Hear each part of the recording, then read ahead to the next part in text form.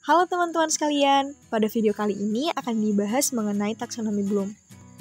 Terus, siapa aja sih pemateri kece yang akan bahas materi ini? Nah, pemateri tersebut diantaranya ada Arni S, Samrawati yakni saya sendiri, Dini, Litami Fitra, dan Jirana Umar. Untuk itu, yuk kita dengarkan pemaparan materi pertama dari Dini. Urutan taksonomi Bloom original. 1. Pengetahuan atau knowledge, berisikan kemampuan untuk menganalisis dan mengingat peristilahan, definisi, fakta-fakta ataupun gagasan, pola, urutan, metodologi, prinsip dasar, dan sebagainya. Yang kedua adalah pemahaman atau comprehension, berisikan kemampuan mendemonstrasikan fakta dan gagasan dan mengelompokkan dengan merorganisir, membandingkan, menerjemahkan, memaknai, memberi, dan menyatakan gagasan utama. Dan yang ketiga adalah aplikasi atau application. Di tingkat ini, seseorang memiliki kemampuan untuk menerapkan gagasan, prosedur, metode, rumus, teori, dan sebagainya dalam kondisi kerja. Assalamualaikum warahmatullahi wabarakatuh. Perkenalkan, nama saya Arni S. Saya akan melanjutkan materi tentang langkah-langkah taksonomi Bloom original. Nah, dan selanjutnya yaitu analisis. Analisis diartikan sebagai pemecahan atau pemisahan suatu komunikasi, peristiwa, pengertian, menjadi unsur-unsur penyusunnya, sehingga ide, pengertian, dan konsep itu relatif menjadi lebih jelas, dan hubungan antara ide-ide itu lebih eksplisit. Nah, selanjutnya yaitu sintesis. Sintesis ini memadukan elemen-elemen dan bagian-bagian untuk membentuk suatu kesatuan. Nah, sintesis itu bersangkutan dengan penyusunan bagian-bagian atau unsur-unsur sehingga dapat membentuk suatu keseluruhan atau kesatuan yang sebelumnya tidak tampak jelas. Selanjutnya yaitu evaluasi. Nah, evaluasi itu menentukan nilai materi dan metode untuk tujuan tertentu. Evaluasi bersangkutan dengan penentuan secara kuantitatif atau kualitatif tentang nilai materi atau metode untuk suatu maksud dengan memenuhi tolak ukur tertentu. Sekian dari saya. Tahapan dari taksonomi Bloom yang pertama, mengingat atau remember. Mengingat merupakan pembelajaran yang paling mendasar meskipun dapat melibatkan informasi yang kompleks. Peserta didik mungkin mengetahui terminologi kunci untuk subjek tertentu, fakta dan angka yang relevan, sistem atau teori yang telah dikembangkan orang lain. Tahapan yang kedua, memahami atau understand, di mana orang tahu lebih banyak tentang apa sebenarnya arti dari informasi itu. Kemudian yang ketiga, menerapkan atau application, di mana pengetahuan digunakan dengan cara baru dan diterapkan untuk memecahkan masalah yang lebih kompleks. Yang keempat yaitu menganalisis.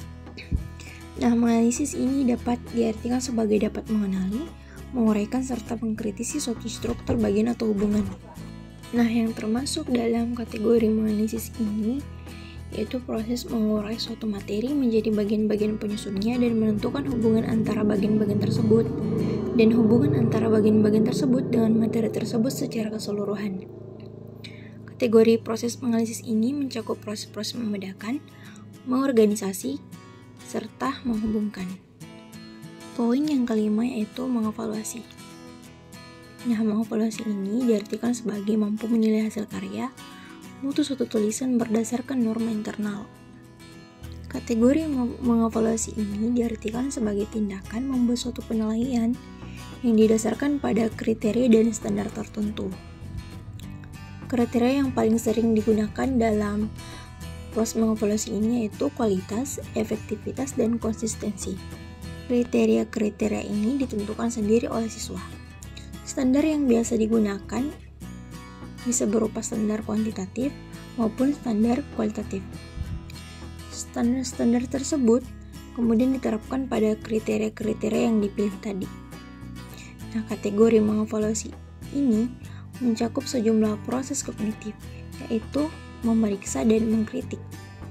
Proses memeriksa atau checking merupakan proses membuat penilaian terhadap suatu kriteria internal. Sementara proses mengkritik atau kritik merupakan proses membuat penilaian yang didasarkan pada kriteria-kriteria eksternal.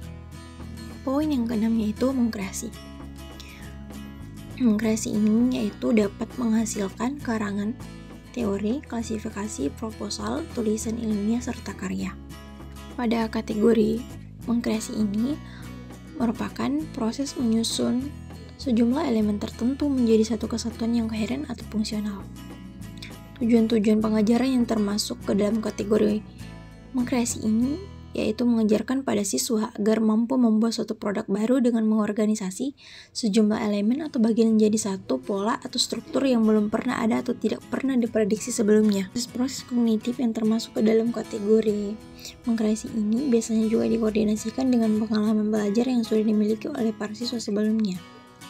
Meskipun kategori menciptakan ini mengharuskan adanya suatu pola pikir kreatif dari para siswa atau dari pihak siswa, pola pikir kreatif tersebut tidak sepenuhnya terbebas dari tuntutan atau batasan-batasan yang telah ditentukan dalam suatu pengajaran, pelajaran, atau batasan-batasan yang terjadi dalam situasi tertentu. Nah, teman-teman sekalian, itulah tadi penjelasan mengenai materi dimensi kognitif pada taksonomi belum original dan juga taksonomi belum revisi. Nah, tapi kita juga harus tahu nih bahwa ternyata di taksonomi belum revisi tidak hanya ada dimensi kognitif, namun juga ada dimensi pengetahuan. Terus, apa saja sih dimensi pengetahuan itu? Dimensi pengetahuan yang pertama adalah pengetahuan faktual. Jadi, pengetahuan faktual itu adalah pengetahuan tentang elemen-elemen dasar yang harus diketahui siswa untuk mempelajari satu disiplin ilmu atau untuk menyelesaikan masalah-masalah dalam disiplin ilmu tersebut. Lalu yang kedua adalah pengetahuan konseptual. Jadi, pengetahuan konseptual adalah hubungan-hubungan antar elemen dalam sebuah struktur besar yang memungkinkan elemen-elemennya berfungsi secara bersama-sama. Pengetahuan konseptual mencakup pengetahuan tentang kategori, klasifikasi, prinsip, dan generalisasi, serta pengetahuan tentang teori, model, dan juga struktur.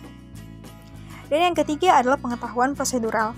Pengetahuan prosedural adalah pengetahuan tentang cara melakukan sesuatu, yang dimana menurut Alexander Sklar dan Hare bahwa pengetahuan ini mencakup tentang keterampilan, algoritma, teknik, dan juga metode yang semuanya disebut sebagai prosedur.